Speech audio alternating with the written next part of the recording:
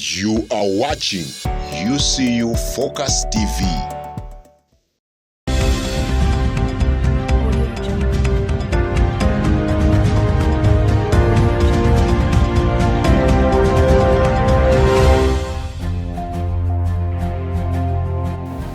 A good evening to our viewers outside there. My name is Charity James and welcome to today's Media Link News. But first, the headlines.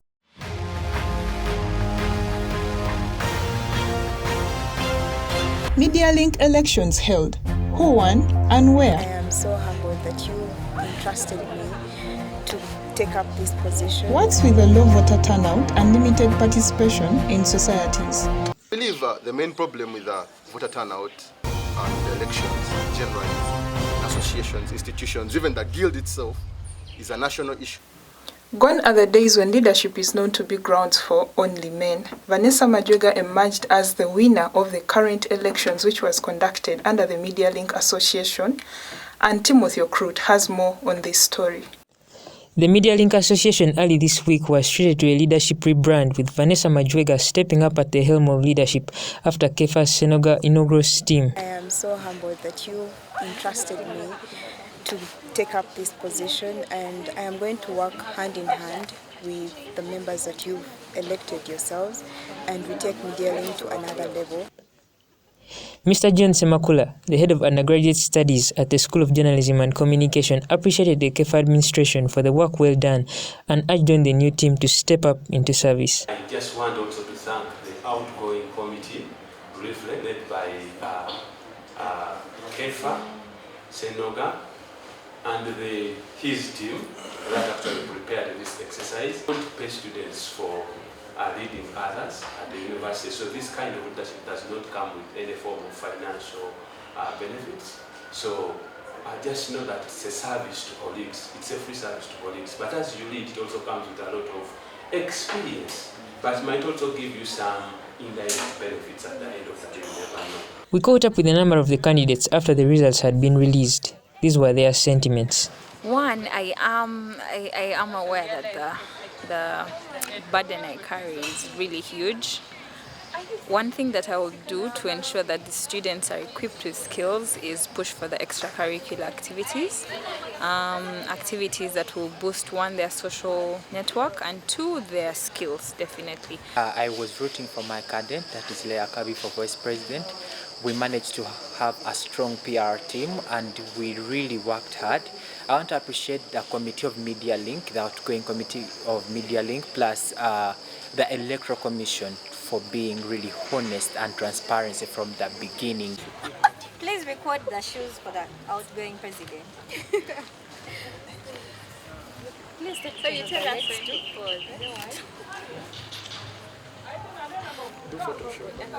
pause. Well, because what I can say, voting was there today and the turnout was low. It was really down, and then secondly, not all students received their codes, and it was hard for them to come and get their codes and go and vote. So, you know, leaderships come from God. Yeah, I can say that I deserve to lead because I've been in leadership for that 1 year, and even before I was a leader. So as we say, the leadership comes from God. God chose her to be the leader. Cool, Timothy, reporting for Media Link News. Moving on, what's the issue with the low turnout of students to vote for their society leaders? Wasua Raymond finds more about this. The recently concluded Media Link and Business Society elections witnessed a sky-low vote turnout with a general somber mood from the electorate. In a talk show held with UCU Focus TV this week, the Speaker of the Media Link Association, Bill Nod, and the Vice President of the Business Society, Natasha Alinda, gave their viewpoint of why our societies are suffering limited participation. Yes, we have received, we actually received last year and also this year, the money from the student guild, but to be actually very specific, it's really peanuts. There is this saying that usually goes on that without money, you're not recognized. That's why friends run away from poor people, societies run away from poor people, and poor people never develop. I'm really disappointed to hear that the business school is receiving money from the guild, and the Media Link Association, which has been actively participating, has not received any single coin from the guild. I believe the problems stem from the guild, because if you see the guild not financially supporting people, it could be a very big problem. And of course, this must talked about associations organizing themselves from the roots. I believe roots are very important, but I believe that is not the main problem. I believe the main problem with voter turnout and elections generally in associations, institutions, even the guild itself, is a national issue. The aspect of the limited funding by the student guild stood out among other issues, with the Media Link spokesman claiming to have not received funding from the highest students' administration. Constance Ichoma Asere, the Minister of Information, indicates that the societies can be well taken care of under the docket of the Vice President. Well, the Media Link Association, just like the other associations within the university, like the UCU Law Society, they directly fall under the docket of the Vice President. We are yet to have an association week organized by the Guild, where various associations will have to showcase the different activities that the associations do. Well, for the students of journalism, they'll use that opportunity to showcase what they study in their course, and it will enable other people to know what happens in journalism, besides us being known as people who carry cameras. Raymond Waswa, reporting for the Media Link News. In our University Icon series, we bring you a brief history about Nkoyoyo Multipurpose Hall. Marina Mbabazi, our reporter, had to interview a few who were around. Nkoyoyo Multipurpose Hall, also known as Nkoyoyo Hall, is an icon here at the university. This great architecture design was named after UCU's first chancellor, the late Archbishop Emeritus Livingstone Palani Nkoyoyo. This spacious hall seats up to 500 people. Like its name suggests, it is used for various utilities like church services and other religious events, together with academic conventions and student-centered activities like talent shows and movie premieres.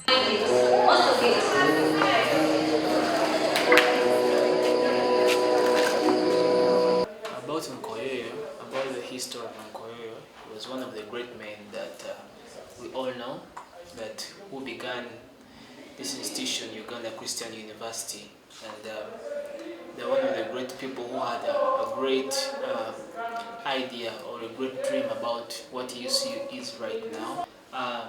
So this is a music room where we always have our rehearsals before we go for the main service or when we have music shows. So we always have our practice here. We always have our engagement as a music team, as an instrumentalist team, or the people who are going to sing as a choir.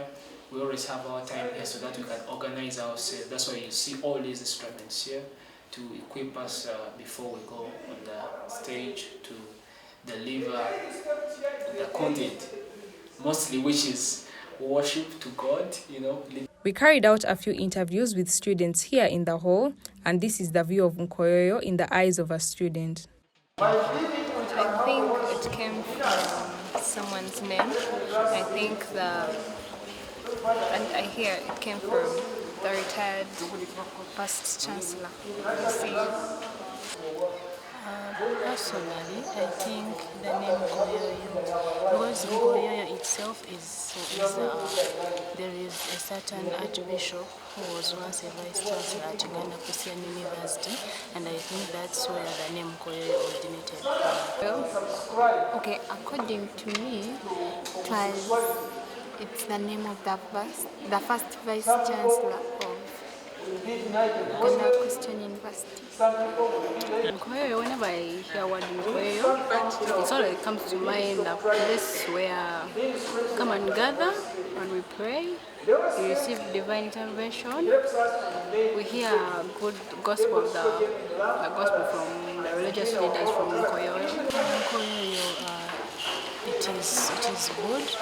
It has free access to Wi-Fi. Students can go there and read, make their research. It is in an open place. Most especially, it is good when there is a lot of sunshine. we can get fresh air from there. And maybe what I don't like from it, it's not that I don't like, but in most of the times when it is during rainy season, yeah, it can affect due to the fact that it is in an open place. Basically, what I like about this building, it has Wi-Fi. It's a peaceful building. It's always, it has fresh air, it has Wi-Fi, it accommodates everyone. When we come for maybe community worship, it's a little bit small for us. The Nkoyoyo multipurpose hall has served the UCU community well so far. However, it has outgrown its ability to contain the ever-growing numbers of the community. At the moment, plans are underway to set up a new structure strictly for religious purposes. Marina Babazi, reporting for Media Link News. The 25th Guild government organized the Health Week, which included blood donation. But do we know what happens to the blood that we donate? Dismas Twiinawe reports. So it was right about here during the Health and Wholeness Week that was organized by the officials of the 25th Guild government that took place from the 25th to the 30th of June, that the people from the Red Cross Uganda came and pitched camp here within this space or adjacent to the Ham Mukasa Library, putting up their donor crouches and then their blood monitoring systems. All this they did in order to obtain and gather as much blood as possible from the students here within the university, so as to keep the supply going in the various hospitals we have in the country. It's my first time to donate, but I came, but then Monday, Tuesday? Tuesday. First Tuesday? Yeah. And you did? I was terrified, yes. I was scared, but it's normal. And I'm glad I'm helping someone out there. Yeah. So it's about time we establish what really happens to this blood after it has been extracted. The blood is sent to the laboratory to check whether it contains any infectious diseases. These, amongst others, include Trypanosoma cruzi, hepatitis B, hepatitis C, HIV type 1 and type 2, syphilis, Zika virus, amongst others. The blood is also measured to establish the specific blood type it belongs to, which could either be A, B, AB, and O. After this, it goes into a giant spinning centrifuge whose most essential role is to separate this blood into three major components with varying compositions. These components include plasma, which makes about 55% of the entire blood, followed by red blood cells that are composed of about 45%, and then the platelets at 1%. Each of these components has a specific function it plays. The red blood cells are what give the blood color and contain a special protein called the hemoglobin. This helps to transport oxygen and carbon dioxide to and from our lungs. This is commonly given to patients undergoing surgery or those with low blood cell count in their bodies, especially those infected with anemia. The platelets are fragments of other cells, and they help our blood to coagulate properly. The coagulation process is when the blood changes from a liquid form to a solid form, especially when it oozes out of the body and it solidifies in order to deter disease-causing germs from entering the body. This is commonly given to cancer patients whose platelet count has been affected rapidly by chemotherapy. The third component, which is plasma, is a yellowish liquid mixture of water, salt, and enzymes. This also contains special proteins and antibodies, which are extracted and concentrated into therapies that help to cure certain chronic illnesses. After all these components have been extracted, they are stored for different amounts of time at varying temperatures and also have expiration dates attached onto them. Plasma has the highest expiration date that lasts up to 1 year, followed by the red blood cells, which have an expiration date of 42 days, and plasma of 3 days.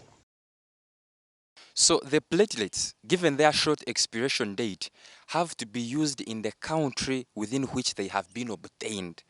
But the red blood cells, And then the plasma, given their long expiration date, can even be imported to other countries where there's great and urgent need.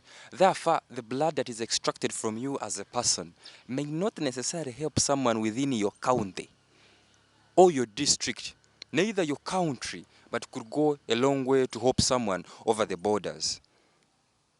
This therefore suggests that in a modern medical treatment center, patients may receive a pinch of the whole blood or a specific component that is needed to treat a particular condition. That is to say, cancer patients are always given platelets to enable their blood to coagulate. And that is just about it, and not the whole components of blood.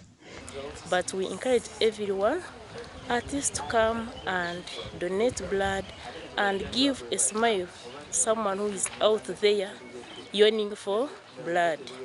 This blood, you see, it is very important. In the hospitals out there, for an operation to happen, a unit of blood must be there. Sickle cell patients, they need blood when they are in their crisis. So if it is not there, it means that those babies will die if they are lacking blood and it is not there. So it is our responsibilities as people to donate that excess blood that we have, and we save those people in the hospitals. Blood cannot be manufactured. No, it cannot. But God has given us the wisdom to use the blood that we have to sustain those in need. It should be a personal mandate of everyone out there to always donate, for that little activity can help give someone else a second chance to life. Dismas Twiinawe reporting for MediaLink News. The African Center for Media Excellence held its first symposium with the students of journalism, media and communication. Timothy Okurut has more on this. On Friday last week, the students of journalism and communication spent the better part of the day in Nkoyo Multipurpose Hall, attending to a symposium facilitated by the African Center for Media Excellence under the theme Breaking Barriers and Building Bridges. We're going to have a panel presentation, but I'm going to invite our panelists to speak for about 5 minutes or to tell us about the work they do, how they got where they are, and how you as students can get into the spaces that they are in. The symposium was facilitated by stellar performers in the field of journalism, including Abbas Mpindi, the CEO of the Media Challenge Initiative, Percy Kawala, the Director of Media Initiatives at SEMCOD, Jana Juang, the Program Director at Media Focus on Africa, and Edward Tumwine, a digital communication consultant. There are editors where if you do one story and make a follow-up of that story and another follow-up of the same story, they're going to tell you, we are tired of this story. It seems you're getting some money from this. Why are you covering the same thing? But these are communities. Where are they going? They are stationed there, and there is no way you're going to run away from it. So don't shy away from having followers, especially if you have the right content on your platform. And also don't shy away from stating that as part of your CV in any interview. And don't shy away from even mentioning that that's what some of what you bring, because that's a network. And so build it. So you are the real, old, original, always have been, and you will always be influencers. And so there's so much that goes on in communication for development, and there is enough space. So I've talked about translation. Can you translate? I've talked about script writing. Can you write? I have talked about working with civil society organizations. Can you be the lead team in communication in a civil society organization that gets them to understand? You know, can you be a researcher, because all our work is based on research? Can you do media research? You know, and these online social media platforms, see the conversations people are having. Report about it. You can even write about what is trending each week. People are always interested to know what people are talking about in these different online spaces. So if you can utilize the technology available, the platforms that we have today, to see that you have always what to write and publish about, then you'll see that you'll find that you are making a way for yourself in this journalism sector. The epitome of sharing involved student-centered discussions and presentations around the challenges and solutions faced by the media in Uganda. Because obviously you're young, and someone that's 30 years, even without experience, is going to feel like they are better than you. So sometimes you bring up issues and they're disregarded, or you have your ideas and people will tell you, ochali muto, soko linde. Like, first give us the room, because for us, we actually need to be out there. Paying attention to accuracy and the small details. There was an accident, 4 people died. You told us 2 people died. So did you really take care of those small details? Audrey Muno, reporting for MediaLink News. Survey report. Thank you for watching today's edition of the MediaLink News. Follow us on our social media handles at UCU Focus TV. Charity James, have a lovely night.